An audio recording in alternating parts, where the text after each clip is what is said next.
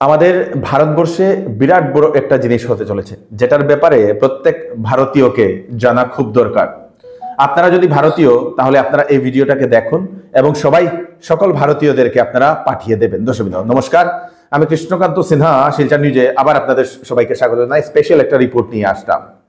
ভারতবর্ষের election commission of India এখন ভারতবর্ষে করতে চলেছে SIR। ভারতবর্ষে সকল যে ভুয়া ভোটাধিকার যারা আছে, ভোটদান যারা করেন ভুয়াভাবে বা অবৈধভাবে, সকলকে কাটা হবে এই SIR এর মাধ্যমে। SIRটা কি? SIR হচ্ছে স্পেশাল ইন্টেন্সিভ রিভিশন।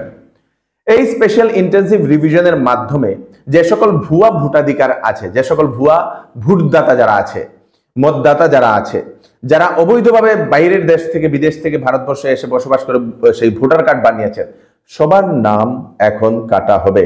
তার জন্য ইলেকশন কমিশন অফ ইন্ডিয়া একটা নোটিফিকেশন জারি করেছে। এই SIRটা সমগ্র ভারতবর্ষে চলবে।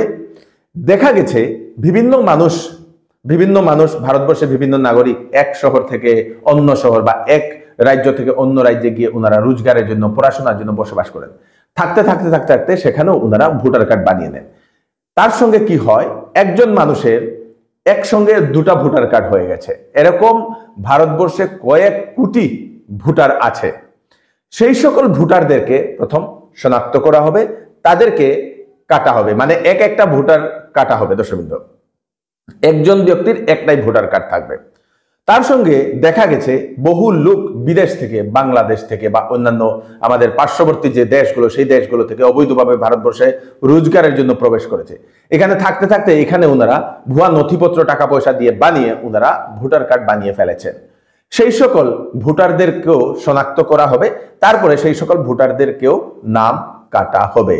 অবৈধ যারা আছেন ওনাদের তো আপনারা জানেনই, ভারতবর্ষ থেকে ওনাদেরকে আবার নিজের দেশে পাঠিয়ে দেওয়া হবে। দর্শকবৃন্দ, এখন যেটা জানা গেছে, এই যে অবৈধ যে ভোটার, সেই ভোটার কাটার অভিযান 1952 ইংরেজি থেকে আমাদের ভারতবর্ষে শুরু হয়েছিল।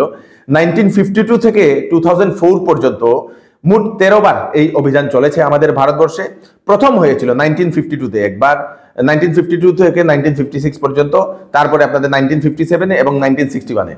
প্রথম যে সময় হয়েছিল, এই তিনবার যে সময় হয়েছিল, সেই সময় আমাদের ভারতবর্ষের প্রধানমন্ত্রী ছিলেন মাননীয় শ্রী জওহরলাল নেহেরু মহাশয়।